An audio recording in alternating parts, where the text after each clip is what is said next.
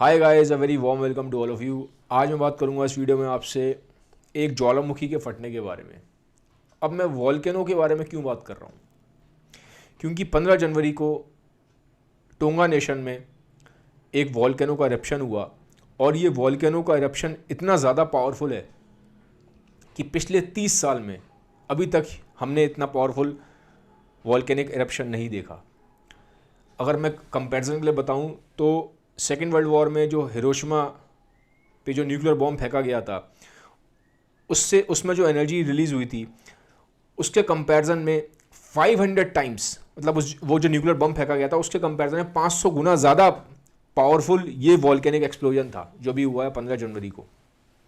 तो बहुत ज़्यादा पावरफुल था। बट आगे बढ़ने से पहले मैं बात करूंगा इस चीज़ पे कि वॉल्केनो आखिर बनता कैसे है, क्योंकि ये भी इंपॉर्टेंट है। हमें ये मालूम होना चाहिए कि वॉल्केनो आखिर बनता कैसे है।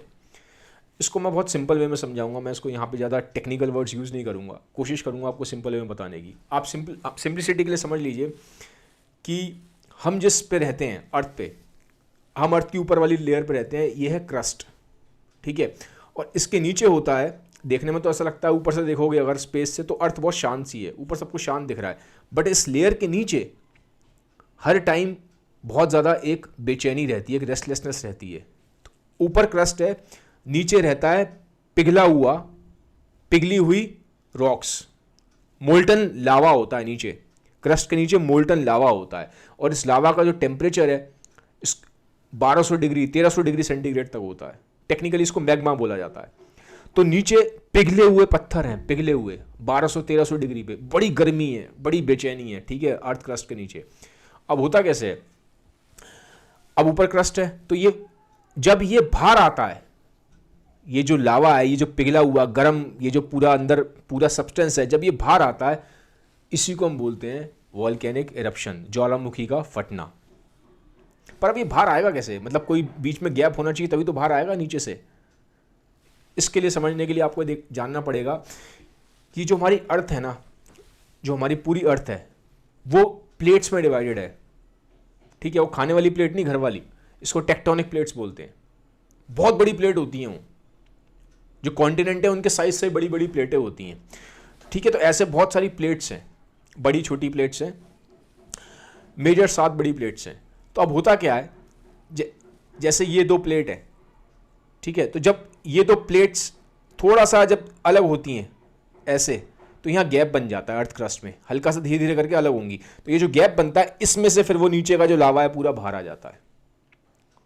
या फिर जैसे ये 2 प्लेट है, एक प्लेट दूसरी प्लेट के नीचे चली जाएगी, ठीक है। तो इससे भी फिर लावा बाहर आता है। बहुत हद तक जो हमारा हिमालयस बने हैं ना वो ऐसी बने, ठीक है। इसके बारे में कभी और बात करूंगा। तो ये जो पूरा गेम है वो टेक्टोनिक प्लेट्स के अराउंड घूम रहा है।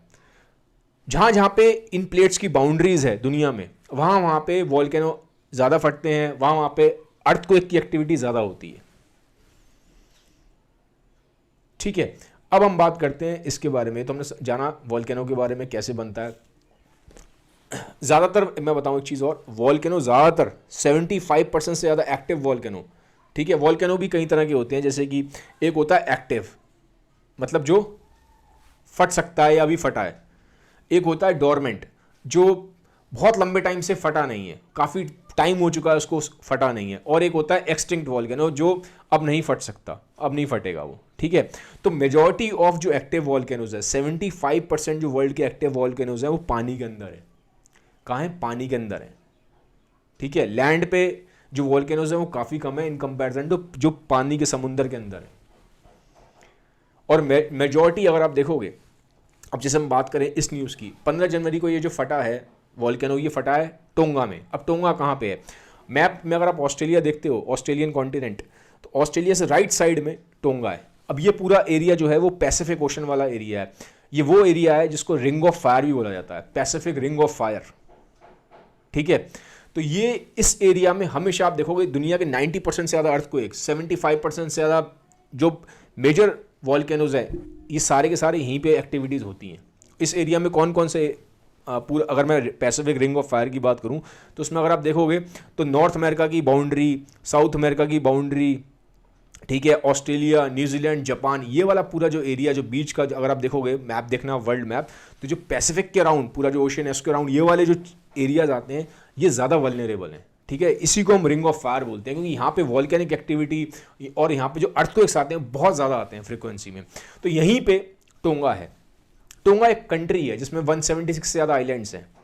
तो ऐसे ही उसके एक आइलैंड के पास पानी के अंदर ये जो वॉल्केनो आया है 15 जनवरी को, पानी के अंदर आया। और ये इतना पावरफुल वॉल्केनो था, इतना पावरफुल था कि जब वॉल्केनो फटता है तो उसमें कई चीज़ें निकलती हैं। लावा निकलता है, गैस निकलती है, ऐश निकलते हैं। ठीक है, ऐश, पूरा ऐश के फ्यूम्स निकलते हैं। ठीक है, और आपकी रॉक्स भी निकलती है, पत्थर भी निकलते हैं। ठीक है, तो इतना ज़्यादा ऐश निकली थी इसमें कि जो हाइट थी ना ऐश की, वो 40 किलोमीटर थी। ऊपर जाके 40 किलोमीटर तक ऊपर गई है वो ऐश, जो कि पिछले 30 साल में ऐसा देखा नहीं गया, इतना बड़ा वॉल्केनिक एक्टिविटी। और वर्टिकली 40 किलोमीटर और हॉरिजॉन्टली ये जो पूरा फैला है, जो उसमें से निकला, वो 16,000 किलोमीटर तक फैला है। ऑल अक्रॉस द ग्लोब एक तरीके से फैल गया। और ये इतना तेज थी इसकी आवाज़ की अगर मैं बात करूं तो बहुत तेज थी, बूम, एकदम से बहुत इतनी तेज आवाज़ आई थी सोनिक बूम की तरह, कि आप समझ लो न्यूजीलैंड वहां से 2300 किलोमीटर दूर है, 2300 किलोमीटर दूर, वहां तक लोगों को आवाज़ सुनाई दी है। ठीक है, लोगों ने अलास्का तक, जो अलास्का अमेरिका में, वहां तक लोगों को आवाज़ आई है। ठीक है, और इसके बाद जो सुनामी आई है तो उसका इंपैक्ट तो पूरे उस एरिया में आया है। इनफैक्ट अभी आप देखोगे जितने भी ये जो बाकी जो नेशंस हैं वो उसकी वजह से थोड़ा सा अलर्ट पे हैं, जैसे कि ऑस्ट्रेलिया हो गया, न्यूजीलैंड हो गया, जापान हो गया और आपका यूएस हो गया, क्योंकि वो एरियाज उसके पास पड़ते हैं। ठीक है, और रिंग ऑफ फायर से कनेक्टेड हैं वो सारे एरियाज। इनफैक्ट अगर जो मेन एक जो कंसर्न देखा जा रहा है वो ये देखा जा रहा है कि जब ये हुआ है तो इसकी वजह से ना क्या होता है, वॉल्केन जो ज्वालामुखी फटा, इसकी वजह से ग्रेविटी वेव्स भी देखी गई हैं, जो कि नॉर्मली नहीं देखी जाती हैं। अगर उन्होंने जब सैटेलाइट से देखा है तो इसमें अजीब सा एक पैटर्न दिखाई दिया ग्रेविटी वेव्स का। ग्रेविटी वेव्स क्या होती हैं, जैसे कि अगर मैं पत्थर फेंक दूं पानी में तो आपने देखा होगा पानी में वेव्स बनती हैं, ऊपर नीचे ऊपर नीचे, तो इसी तरीके से आप समझ लो ग्रेविटी वेव्स हैं। अब ग्रेविटी वेव्स क्लाइमेट में चेंज ला सकती हैं, तो ये अभी एक कंसर्न है। ठीक है, अब क्या इससे पहले भी ऐसे वॉल्केनोज आते रहे हैं? वैसी बात करूं तो सिर्फ 2 कैजुअलिटी हुई है पेरू में, और जो पेरू भी एक नेशन है साउथ अमेरिका में, और 3 के आसपास मैंने अभी टोंगा में पढ़ी है। बट अगर इसका कंपैरिजन करोगे ना, 1991 में एक फिलीपींस में एक वॉल्केनो फटा था, उसमें 800 से ज़्यादा लोग मारे गए थे। 800 से ज़्यादा लोग मारे गए थे उसमें, तो उसके कंपैरिजन में कैजुअलिटीज काफ़ी कम है। ठीक है, और जनरली क्या होता है, जो इससे गैस निकलती है इसमें, जब वो फटता है वॉल्केनो तो उसमें गैसेस भी बहुत निकलती है, उसमें गैस निकलती है SO2। अब SO2 से प्रॉब्लम हो जाती है 1991, लेकिन अभी फॉर्चुनेटली ये अच्छा है कि इसमें जो SO2 निकली है वो बहुत कम निकली है। जो 1991 में मैंने बताया ना डेडली वॉल्केनो इरप्शन हुआ जिसमें 850 से ज़्यादा लोग मारे गए फिलीपींस में, उसमें SO2 की कॉन्सेंट्रेशन बहुत हाई थी, 10 टाइम ज़्यादा थी कंपेरेटिवली जो अभी फटा है 15 जनवरी को। तो ये अच्छा है, क्योंकि SO2 जब निकलता है तो उसका इम्पैक्ट जो होता है ना ये 3 साल तक रहता है। और ये देखा गया था 1991 में जब ये फटा था ना फिलीपींस में वॉल्केनो, तो अगले 1-2 साल तक अर्थ का जो सरफेस ग्लोबल टेम्परेचर है वो 0.5 डिग्री सेंटीग्रेड कम हो गया था। अब देखने में लगेगा 0.5 डिग्री सेंटीग्रेड होता गया है, बट वो बहुत होता है। ठीक है, क्लाइमेट पे उसका बहुत बड़ा इंपैक्ट हो जाता है। नॉर्मल अभी मैं बात करूँ तो ग्लोबल हमारा जो सरफेस टेम्परेचर अर्थ का 15-16 डिग्री सेंटीग्रेड है, तो अगर उसमें 0.5 का भी ऊपर नीचे चेंज आता है तो बहुत बड़ा चेंज होता है। उसको ये ऐसा मत समझो कि हम जो डेली बेसिस पे अपने टेम्परेचर देखते हैं, अरे यार आज मैंने अपना वेदर चेक किया, आज 15 डिग्री है, कल वेदर 16 हो गया, परसों 10 डिग्री हो गया, ये वो वेदर नहीं है, वो जो आप डेली बेसिस पे देख रहे हो। अर्थ के सरफेस का जो एवरेज मैं ग्लोबल टेम्परेचर की बात कर रहा हूँ, तो उसमें 0.5 डिग्री के सेंटीग्रेड का भी चेंज बहुत बड़ा इंपैक्ट लेके आता है।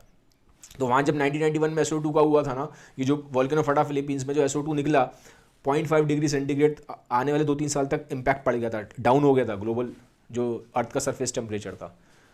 बट ये फॉर्चुनेटली अच्छा है कि इस वाले में SO2 का जो कॉन्सेंट्रेशन है बहुत कम है, 10 टाइम्स कम है उससे। तो ये था, मैंने आपको एक वो दिया है हल्का सा। अभी वेट कर रहे हैं, साइंटिस्ट देख रहे हैं इसके ऊपर कि लॉन्ग टर्म में क्या इफेक्ट होगा, अभी नहीं पता हमें। ठीक है, तो उस पर क्लोज वॉच रखा हुआ है, लेकिन काफ़ी बड़ा, अगर आप इसको सैटेलाइट में देखते हो तो काफ़ी एक बड़ा ही धमाकेदार सा इसका इरप्शन था। आवाज़ बहुत तेज़ थी, सोनिक जूम के टाइप की। ठीक है गाइस, तो मैंने एक शॉर्ट में कोई वीडियो मैंने बनाया उसके ऊपर, टोंगा के ऊपर, ये जो भी हुआ वोल्केनिक इरप्शन। आपको वीडियो अच्छा लगा है तो यार प्लीज़ काइंडली इसको अपने साथ शेयर जरूर करिएगा। मुझे कमेंट सेक्शन में बताइए आप और किस टाइप की वीडियोस चाहते हैं। ठीक है, have a nice day, bye bye, take care.